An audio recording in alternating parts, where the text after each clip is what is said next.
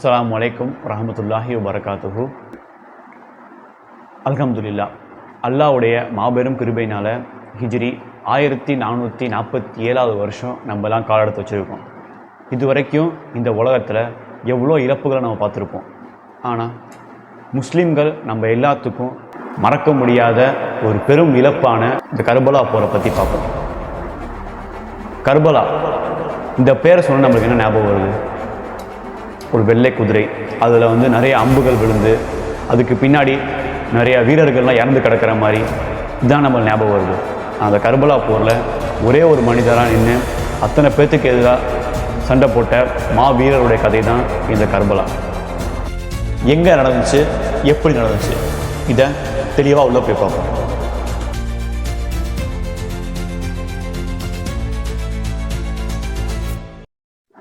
இது எங்கேருந்து தொடங்குது அப்படின்னா, கூஃபா அப்படிங்கிற ஒரு ஊர்லேருந்து தொடங்குது. இந்த கூஃபா அப்படிங்கிற ஊரில் சட்ட ஒழுங்கு ஆலோசகராக இருக்கக்கூடிய அமீர் முஆவியா, இவருக்கு ஒரு பையன் இருக்கார். அவருடைய பேர் எஜித். இவர் எப்படியாப்பட்டவர்னா, குடிப்பழக்கம், போதை, விபச்சாரம், இந்த மாதிரி எல்லா கெட்ட செயலும் செய்யக்கூடிய ஒரு நபர் தான் இந்த எஜித். இந்த கூஃபா அப்படிங்கிற ஊருடைய பிரதமர் இறந்து போயிடுறாரு. அதனால் இப்போ அந்த ஊருக்கு புதுசாக ஒரு பிரதமரை நியமிக்கணும். இந்த எஜித் என்ன பண்ணுறாரு, தன்னுடைய அப்பா அதாவது முஆவியாட்ட போய் எனக்கு இந்த பதவி வேணும்னு சொல்லி அவங்க அப்பாவை மிரட்டுறாரு. மிரட்டியை வற்புறுத்தி இந்த பதவி எனக்கு வேணும்னு கேட்குறாரு. எப்படியோ அந்த பதவிக்கு இந்த எஜித் போய் உட்காந்துடுறாரு. உட்காந்ததுக்கப்புறம் தன்னுடைய அப்பாவான முஆவியாவே கொண்டுடுறாரு. இப்படி கொண்டதுக்கப்புறம் அந்த ஊர் மக்களையும் அடிமைப்படுத்துறாரு. நீங்கள் எல்லாருமே என்னோடய அடிமைகள், நான் சொல்கிறதா இனிமேல் கேட்கணும்னு சொல்லி அந்த ஊர் மக்களை அடிமைப்படுத்துறாரு. இப்படி அந்த ஊர் மக்கள் ரொம்ப கஷ்டங்கள் அனுபவிச்சுட்டு இருந்தாங்க. இப்படி அனுபவிச்சுட்டு இருக்கும்போது அந்த ஊர் மக்கள் என்ன பண்ணுறாங்க, இதுக்கு ஒரு வழி பண்ணணும் அப்படின்னு சொல்லி என்ன பண்ணுறாங்க, மதீனாவில் இருக்கக்கூடிய ஹஜ்ரத் இமாம் ஹுசைன் அவங்களுக்கு இந்த செய்தி சேருது. செய்தி சேருது எப்படின்னா, அந்த ஊர் மக்கள் என்ன பண்ணுறாங்க, இவருக்கு ஒரு கடிதம் மூலியமாக செய்தி அனுப்புகிறாங்க. என்ன எழுதுறாங்க அப்படின்னா, நாங்கள் இங்கே ரொம்ப கொடுமைகள் அனுபவிச்சுட்டு இருக்கோம், எங்களால் முடியல. இவன் இந்த பிரதம பதவிக்கு தகுதியே இல்லாத ஒருத்தன், இவ்வளோ கெட்ட செயல்கள், இவ்வளோ அனாச்சாரங்கள் செஞ்சுட்டு இந்த பதவிக்கு இவன் தகுதியே இல்லாத ஒருத்தன், எங்களுக்கு நீங்கள் தான் வரணும் அப்படின்னு சொல்லி இந்த ஊர் மக்கள் என்ன பண்ணுறாங்க, அந்த கடிதத்தில் எழுதி மதீனாவில் இருக்கக்கூடிய ஹுசைன் அவங்களுக்கு அனுப்புகிறாங்க. இந்த கடிதம் அந்த ஊருக்கு போய் அடையுது. ஊருக்கு போய் அடைஞ்சதுக்கப்புறம் இமாம் ஹுசைன் அவங்க எடுத்து படித்து பார்க்குறாங்க. படித்து பார்த்தது என்ன பண்ணுறாங்க, மதீனாவிலிருந்து அகில் அப்படிங்கிற ஒருத்தர் என்ன பண்ணுறாரு, நீங்கள் போய் அந்த கூஃபா அப்படிங்கிற ஊருக்கு போங்க, அங்கே என்ன நிலவரம்னு பார்த்துட்டு எனக்கு செய்தி அனுப்புங்க, அதுக்கப்புறம் நாங்கள் வரோம் அப்படின்னு சொல்லி அந்த அகில்கிட்ட சொல்லி அனுப்புகிறார். அகில் என்ன பண்ணுறாரு, அவரும் கிளம்புறாரு. கூஃபா அப்படிங்கிற ஊர் கிட்டத்தட்ட 3 நாள் ஆகும். மதீனாவிலேருந்து கூஃபா அப்படிங்கிற ஊருக்கு போக 3 நாள் ஆகும். இவர் அந்த ஊருக்கு அடைகிறாரு. அடைஞ்சதுக்கப்புறம் அந்த ஊரில் இருக்கக்கூடிய எல்லா விஷயத்தையும் நோட்டமிடுறாரு, எல்லாத்தையும் கவனிக்கிறாரு. பார்த்ததுக்கப்புறம் அவருக்கு ஒரு தெளிவு வருது, இந்த ஊரில் எதுவும் தவறு நடக்கலை, எதுவும் எல்லாமே சரியாக தான் இருக்குது அப்படின்னு சொல்லி ஒரு தெரியுது. இப்போ இவர் என்ன பண்ணுறாரு, மதீனாவில் இருக்கக்கூடிய இமாம் ஹுசைனுக்கு அவருங்க கடிதம் எழுதுறாரு. கடிதம் எழுதி இங்கே எல்லாமே சரியாக இருக்குது, நீங்கள் எல்லாம் வரலாம் அப்படின்னு சொல்லி என்ன பண்ணுறாரு, கடிதம் எழுதி அனுப்புகிறாரு. இந்த கடிதம் போய் மதீனாவை அடைய 3 நாட்கள் ஆகும். இந்த கடிதம் போயிட்டு இருக்கும் போதே இங்கே அகில் அவங்கள கொண்டுடுறாங்க. யார்? எஜித். அவர் என்ன பண்ணிடுறாரு, அகிலை கொண்டுடுறாரு. கொண்டுட்டு அந்த ஊர் மக்கள்கிட்ட காட்டுறாரு, என்னை எதுக்குறவங்களுக்கும் இதே நிலைமை தான், என்னை அடி பண்ணியாதவங்களுக்கும் இதே நிலைமை தான் சொல்லி அந்த ஊர் மக்களை இது மூலியமாக மிரட்டுறாரு. இது இந்த செய்தி மதீனாவில் இருக்கக்கூடிய ஹுசைன் அவங்களுக்கு தெரியாது. அவர் அந்த கடிதத்தில் வந்துட்டுருக்கு, அந்த கடிதம் உங்களுக்கு வந்துருச்சு. வந்ததுக்கப்புறம் அந்த கடிதத்தை எடுத்து பார்க்குறாரு. அந்த கடிதம் என்ன சொல்லப்பட்டிருக்கு அப்படின்னா, இங்கே இந்த பிரச்சனை நடக்கலை, எல்லாமே சரியாக இருக்குது, நீங்கள் வரலாம் அப்படின்னு சொல்லி. அதாவது இங்கே என்ன நடந்திருக்கு அப்படின்னா, அவங்க அகிலை ஏமாற்றிருக்காங்க. அது அவருக்கு தெரியாமல் அவர் கடிதத்தை எழுதி சொல்லிட்டாரு. அந்த கடிதம் அவர் போனதுக்கப்புறம் மதீனாவிலேருந்து இமாம் ஹுசைன் இப்போ அங்கே எதுவுமே பிரச்சனை நடக்கலைல்ல, எதுவும் பிரச்சனை இல்லையா அப்படின்னு சொல்லி என்ன பண்ணுறாரு ஹுசைன், அவங்க குடும்பத்தில் இருக்கக்கூடிய பெண்கள் சில ஆண்களை மட்டும் என்ன பண்ணுறாரு, கூட்டிக்கிட்டு மதீனாவிலேருந்து கூஃபா நகரத்துக்கு கிளம்புறாரு. இப்போது மதீனா விட்டு போயிட்டுருக்காரு. கூஃபா அப்படிங்கிற ஊர் அடையிறதுக்கு முன்னாடி தான் கர்பலா அப்படிங்கிற இடம் இருக்குது. இந்த இடத்த அடையும் போது அந்த ஊருடைய மன்னனான எஜித் என்ன பண்ணுறான், அந்த ஊரில் இருக்கிற எல்லா படைகளையும் திரட்டிட்டு அந்த கர்பலா அப்படிங்கிற இடத்துக்கு வரான். இப்படி வந்தோடனே அவங்க வந்த அவங்க சுற்றி என்ன பண்ணுறாங்க, அந்த இமாமுடைய படையை சுற்றி நிற்கிறாங்க. இப்படி சுற்றி நிற்கும் போது அந்த எஜித் மன்னன் என்ன பண்ணுறான், அந்த உசைன் அவங்களுடைய முன்னாடி வரான். இப்படி முன்னாடி வரும்போது உசைன் அவங்கள பார்த்து கேட்குறாங்க, நீ யாரை எதுக்க வரேன்னு தெரியுமா உனக்கு? நான் முகமது அவருடைய சாயலில் இருக்கக்கூடிய வாரிசுனா அப்படின்னு சொல்லி உசைன் அவங்க சொல்கிறாங்க. இதுக்கு எஜித் சொல்கிறான், இப்போது ஆட்சி எங்ககிட்ட தான் இருக்குது, ஆனால் எனக்கு ஆட்சியே போனாலும் பரவாயில்ல, ஆனால் அலியுடைய வாரிசு யாரையும் நாங்கள் விட மாட்டோம். உங்களை விட்டோன்னா நீங்கள் மட்டும்தான் ஆட்சியை கைப்பற்றிகிட்டே இருப்பீங்க. அதனால் அலியுடைய வாரிசுகள் யாரையுமே நாங்கள் உயிரோட விட மாட்டோம்னு சொல்லி அவங்கள எதிராக சொல்கிறாரு. இதுக்கு உசைன் அவங்க சொல்கிறாரு, நாங்கள் இங்கே சண்டை போட வரல, நாங்கள் எங்களுடைய மார்க்கத்தை பரப்ப தான் இங்கே வந்திருக்கோம். இப்படி ஒரு விஷயம் இங்கே நடக்குதே எங்களுக்கு தெரியாது. நீங்கள் எங்கள் மேலே இந்தளவு கோபமாக இருப்பீங்களுக்கு தெரியாது. அதனால் எங்களை விட்டுருங்க, நாங்கள் போகிறோம் அப்படி சொல்லி எஜித் அவர்கிட்ட சொல்கிறாரு. எஜித் சொல்கிறாரு, இப்போ நான் உங்களை விட்டோன்னா நீ திரும்ப உங்கள் வாரிசுகள் தலைவனாக தான் ஆவீங்க. அதனால் இப்போ அலியோட யாரையும் நாங்கள் விட மாட்டோம், உங்கள் எல்லாத்தையும் இதே இடத்த நாங்கள் கொல்ல போகிறோம் அப்படின்னு சொல்லி உசைன் அவர்கிட்ட சொல்கிறாங்க. இதுக்கு உசைன் சொல்கிறாரு, நாங்கள் சண்டை போட வரல, நாங்கள் குழந்தைகள் வீட்டில் இருக்கிற பெண்கள் எல்லாத்தையும் கூட்டிகிட்டு வந்திருக்கோம் அப்படின்னு சொல்லி அவர்கிட்ட சொல்கிறாரு. இப்போ எங்களால் சண்டை போட முடியாது அப்படின்னு சொல்லி எஜித் கிட்டே சொல்கிறாரு. அதுக்கு எஜித், அதனால் நாங்கள் ஒன்றும் பண்ண முடியாது, உங்கள் பெண்களை வேணால் ஓட சொல்லு, நாங்கள் கண்டிப்பாக எல்லாத்தையும் கொல்ல தான் போகிறோம் அப்படின்னு சொல்லி மிரட்டுறாரு.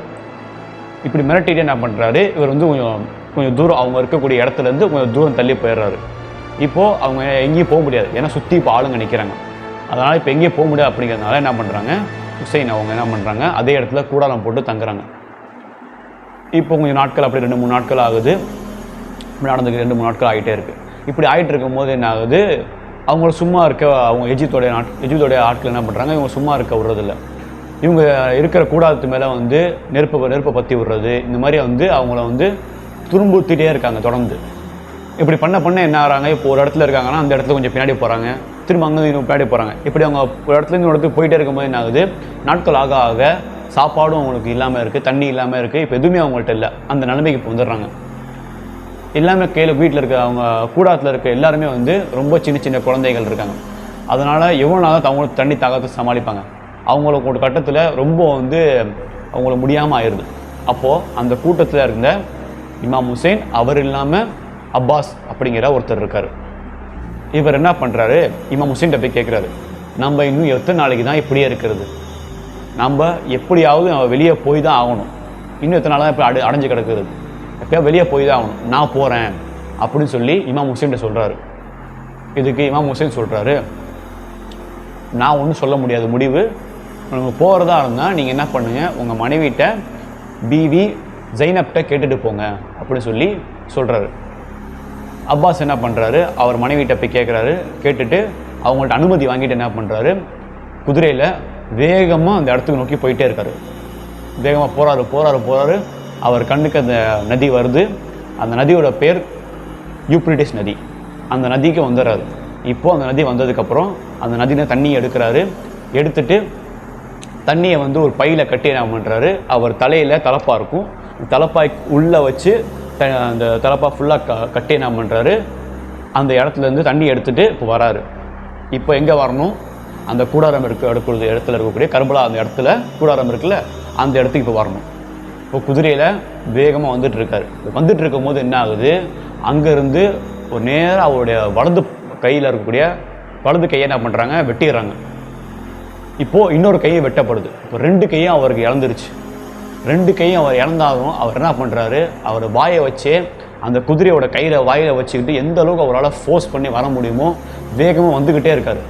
வந்துட்டு இருக்கும் போது என்ன ஆகுது, அங்கேருந்து நேராக ஒரு மழை பெஞ்சா எப்படி இருக்கும் அந்த அளவுக்கு வேகமாக அம்புகளை அவரோட உடம்புல இறங்குது. அப்படி இறங்கியும் அவர் விடாமல் இந்த அளவுக்கு வேகமாக வந்துகிட்டே இருக்கார். அதில் ஒரு அம்பு என்ன பண்ணுது, அவரோட தலையில் குத்தி கண் வழியாக வெளியே வந்துடுது. இப்படி வரும்போது இன்னொரு அம்பு என்ன ஆகுது, தலையில் வச்சுருந்த தண்ணியோட பையில் என்ன பட்டு பையும் கீழே உடஞ்சிருது. இப்போது அவருடைய ரத்தமும் அந்த தண்ணியும் 2 ஒன்றா மிக்ஸ் ஆகி அங்கே போகுது. ரெண்டும் தண்ணி ஆறு மாதிரி அங்கே ஓடிட்டுருக்கு ரத்தம். இப்படி இந்த விஷயம் ரொம்ப இதாக ஆகும்போது எனக்கு அங்கேருந்து கத்துறாரு அவர், ஹுசைன் அப்படின்னு கத்துறாரு. இப்படி கத்தும் போது என்ன ஆகுது, ஹுசைன் அவரோட காதில் விழுது சத்தம் விழுந்தோன்னா என்ன பண்ணுறாரு, அவர் அங்கேருந்து வராரு. வேகமாக அந்த அப்பாஸ் அவர் இறந்து கடந்த இடத்துக்கு ஓடி வராரு. இப்படி ஓடி வந்தோடனே அவருடைய சடலத்தை தூக்கி என்ன சொல்கிறாரு, அப்பாஸ் என்ன சொல்கிறாரு ஹுசைன்கிட்ட, என்னுடைய சடலத்தை என்னோடய குழந்தைங்கள்ட்ட காட்டாதீங்க, அவங்க நான் தண்ணி எடுத்துகிட்டு வர நம்பிட்டு இருப்பாங்க, தயவு செஞ்சு என்னோடய உடலை போய் அவங்கள்ட்ட காட்டாதீங்க அப்படின்னு சொல்லி கெஞ்சி கேட்குறாரு. அதுக்கப்புறம் ஹுசைன் என்ன பண்ணுறாரு, அவர் கொண்டு வந்த கொடியை மட்டும் எடுத்துகிட்டு அந்த கூடாரம் இடத்துக்கு வந்துட்டுருக்காரு. அது கூடாரத்துக்கும் அவர் இருந்த இடத்துக்கும் கொஞ்சம் தூரமாக இருக்கும். அவர் அங்கேருந்து வந்துட்டுருக்காரு. இப்படி வந்துட்டுருக்கிறத பார்த்தோன்னே அவங்க கண்ணுக்கு என்ன தெரியுது, அவங்க அப்பாஸ் அவர் தான் வராருன்னு நினச்சிட்டு அவங்க கத்துறாங்க, அப்பாஸ் சிச்சா வராருன்னு சொல்லி சந்தோஷத்தில் கத்துறாங்க, தண்ணி எடுத்துகிட்டு வராருன்னு சொல்லி. ஆனால் அவர் கிட்ட வரதான் தெரியுது, அங்கே வர்றது அப்பாஸ் இல்லை, ஹுசைன் அவங்கன்னு. அவங்க கிட்ட வந்ததுக்கப்புறம் ஹுசைன் சொல்கிறாரு, நம்மளுடைய தாதாவுடைய இந்த மார்க்கத்தை நம்ம பரப்பியே ஆகணும், அதுக்காகவாவது இன்னும் நம்ம கொஞ்ச நேரம் நம்மளுடைய தாகத்தை கட்டுப்படுத்தி தான் ஆகணும்னு சொல்லி அந்த சின்ன குழந்தைங்கள்கிட்ட ஹுசைன் அவங்க சொல்கிறாரு.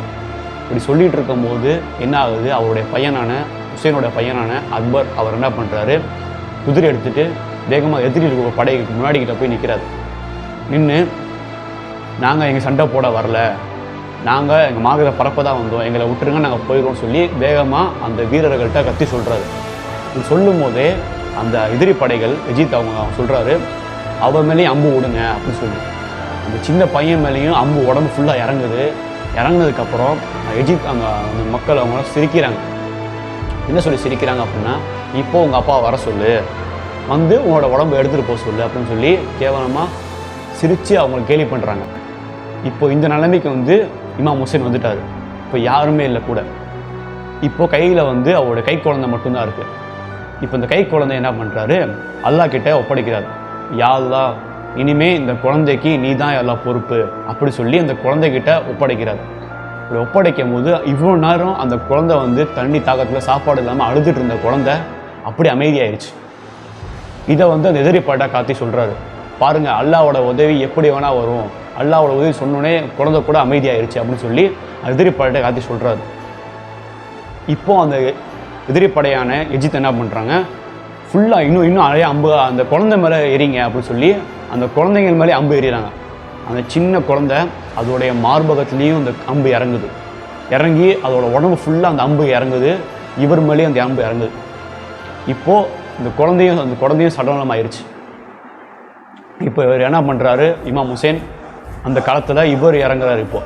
இப்போது இவரால், அதாவது இவர் இங்கே கூடாரத்தில் இருக்காங்க, அவங்களோட மனைவி அவங்களுடைய பெண்கள் கூட்டிட்டு இருந்தாங்க, அந்த பெண்கள் இங்கே இருக்காங்க. இப்போது அந்த எதிரி படையை நோக்கி இவர் போகிறாரு. இவரால் எந்த அளவுக்கு போராட முடியுமோ அந்த அளவுக்கு வாழை வீசி எல்லாத்தையும் அவரால் முடிஞ்ச அளவுக்கு எல்லாத்தையும் வெட்டுறாரு. அதுக்குள்ளே இங்கே பாதி படைகள் அந்த கூடாரத்தை வந்துடுது. திரும்ப இங்கே வராரு, இங்கே பாதி படைகள் திரும்ப இங்கே ஓடிடலாம். இந்த மாதிரி ரெண்டு சைடுமே அவங்க எந்த அளவுக்கு முடியுமோ ரெண்டு சைடுமே ஓடி என்ன பண்ணுறாரு, முடிஞ்ச அளவுக்கு அவரால் எந்த அளவுக்கு தாக்கு பிடிக்க முடியுமோ சாயங்காலம் வரைக்கும் அவர் எந்த தாக்கு பிடிக்குமோ அந்த தாக்கு பிடிக்கிறார். இப்படி தாக்கு பிடிச்சிக்கிட்டே இருக்கும்போது ஒரு கட்டத்தில் என்ன ஆகுது, முடியாமல் என்ன பண்ணுறாரு, கீழே விழுவுறாரு. கீழே விழுந்தவர் அப்படி சஜ்தால விழுந்து, யா அல்லாஹ், எத்தனையோ நபிமார்களுக்கு எத்தனையோ சோதனைகளை கொடுத்துருக்க, எத்தனையோ சோதனை கொடுத்து நீ அவங்கள சோதிச்சிருக்க, ஏன்னா நீ அவங்கள விரும்பின மக்களாக நீ அவங்கள வச்சுருந்த, அதே மாதிரி என்னையும் நீ உன்னுடைய சோதனையில் கொடுத்து அந்த வரிசையில் என்னையும் சேர்த்துட்ட, அதுக்கு நன்றி அல்லான்னு சொல்லி அல்லாஹ்க்கு அந்த நிலையிலே கூட அவர் நன்றி செலுத்தினார். இப்படி நன்றி செலுத்திட்டு இருக்கும்போது அவர் எந்திரிக்கிறாரு. அவருடைய தலையை எதிரி படைகள் வெட்டுகிறாங்க. இப்படி வெட்டும் போது அவர் தலை என்ன ஆகுது, ஒரு மலைக்கு கீழே பாறை கீழே என்ன பண்ணிடுது, போய் விழுந்துருது.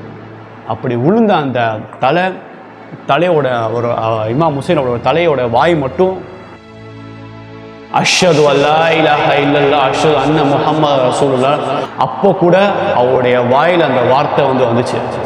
பாருங்க எந்த அளவுக்கு ஈமானோட இருந்தால் அவரோட இறக்கும் போது தலை வெட்டப்படும் போது கூட அவருடைய வாயிலேருந்து அந்த வார்த்தை வந்துருக்கும். இவ்வளோ கஷ்டத்துக்கு நடுவில் நம்மளுக்கு இந்த தீனை கொண்டு சேர்த்துருக்காங்க நபி ஸல்லல்லாஹு அலைஹி வஸல்லம் வாரிசுகள். ஆனால் இந்த தீன் நம்மளுக்கு எளிமையாக கிடைச்சதுனால இதோட வேல்யூ நம்மளுக்கு புரியல. ஒருத்தன் கஷ்டப்படுறாங்க அப்படிங்கிறதுக்காக நம்மளும் கஷ்டப்படணும்னு அவசியம் இல்லை.